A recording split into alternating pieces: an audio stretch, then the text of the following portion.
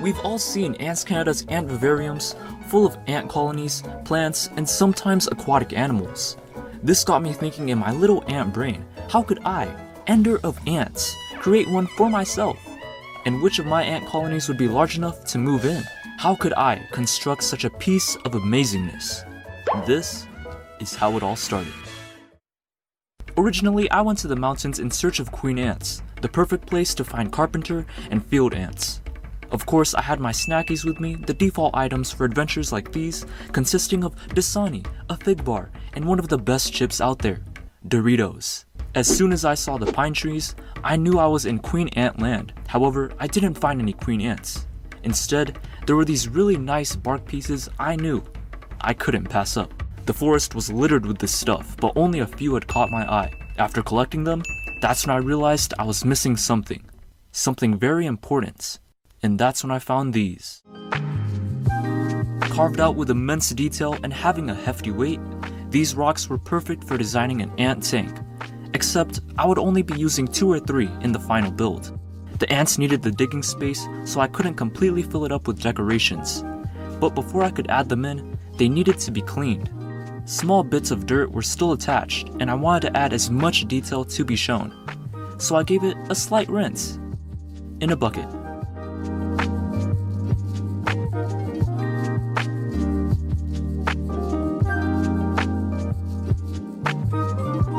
An hour after submersion, they were laid out to dry. Sunbathing at its finest. Now the last step was brushing it with a toothbrush. Yup, cleaning rocks with ender here. Some had really nice colors, like this orange and white one, so I wanted to get rid of all of the dirt it had.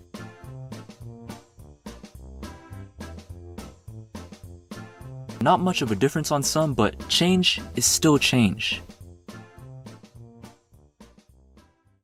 The tank I'll be using is a 20-gallon from Petco, and this huge wood piece was just the right size for it.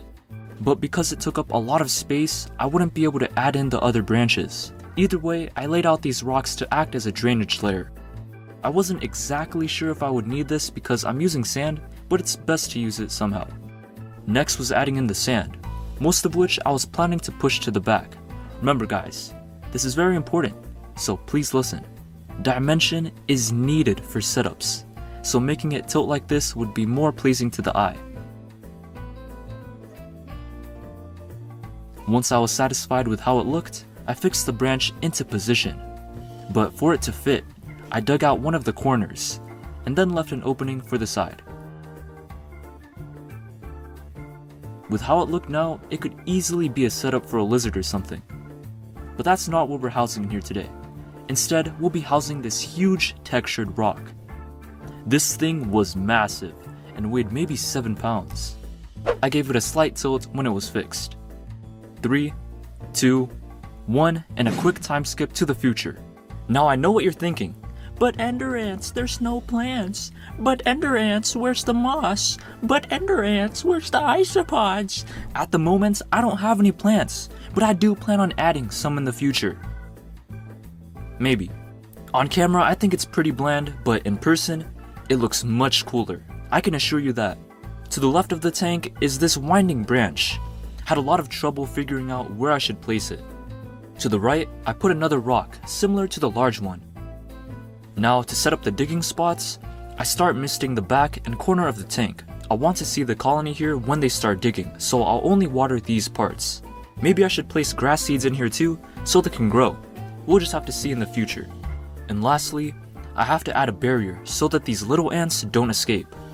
Olive oil is a natural and non-toxic barrier I'll be wiping along the edges of the tank.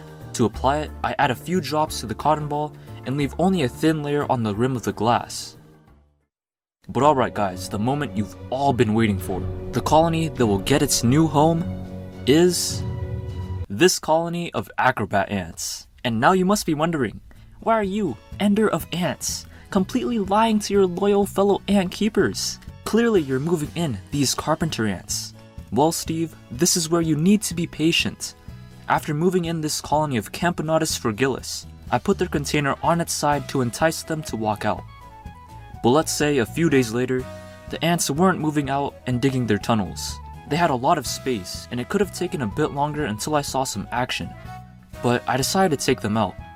And this is where I put them into a formicarium I've left on the shelf for a very long time.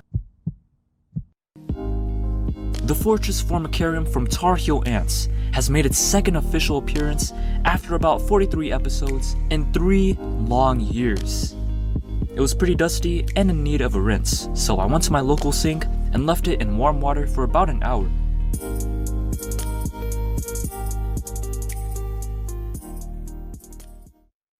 Here we see the Fortress Formicaria, sunbathing in all its glory. Man, that was pretty garbage. Once I finished drying it up, I placed back the glass, connected it to the foraging area, and gave the colony its even newer home. I'm sure they'll stay in this test tube for a while too, but at least it's much smaller than the huge tank. All we need to do now is wait until their current test tube runs out of water, and it's smooth sailing from here on out. But as for the new inhabitants of this tank, were my backup movers. The largest acrobat ant colony, with about 100 to 200 workers. I didn't put these guys in first because I wanted larger ants to live in this tank. Now at least we'll hopefully see some digging.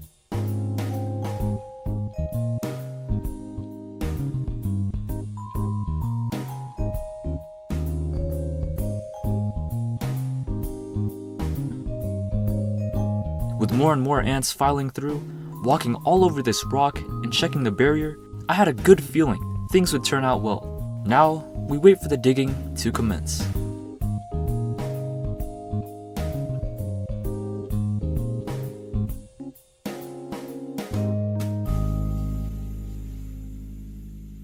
So, it's been 2 weeks since they've moved in. Their old home, empty. Their test tube, full of ants. They actually moved underground, but returned to the test tube 2 days later. Not watering the substrate seemed to be the issue, so I did it once more.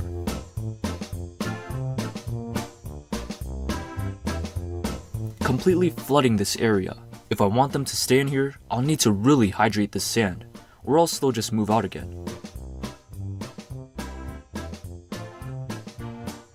And just like that, there are more workers digging out some more space for the colony. Feels like I'm recording them in the wild, now that I can place my camera this close to them. I could just watch them dig out this new nest for the entire day if I could. If we look inside the test tube, the queen and about half of the brood were gone, and I began to notice these workers move their mandibles in a breathing kind of motion. Or maybe sleeping would be the right word, I don't know.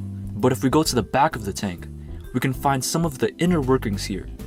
Workers are walking through, with some still bringing up pieces of sand. However, there's no sign of the queens or eggs.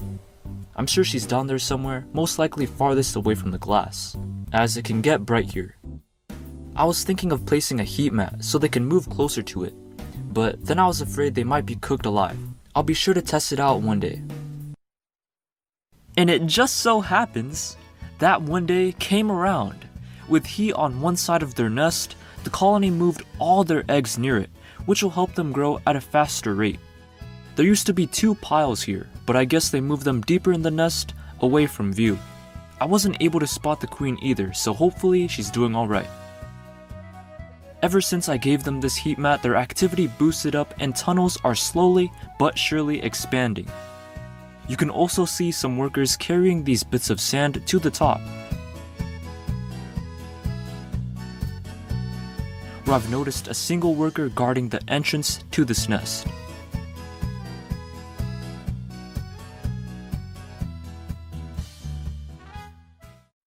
Seeing them this hard at work was promising to see, and I hope this colony will grow even more so we can see them start foraging.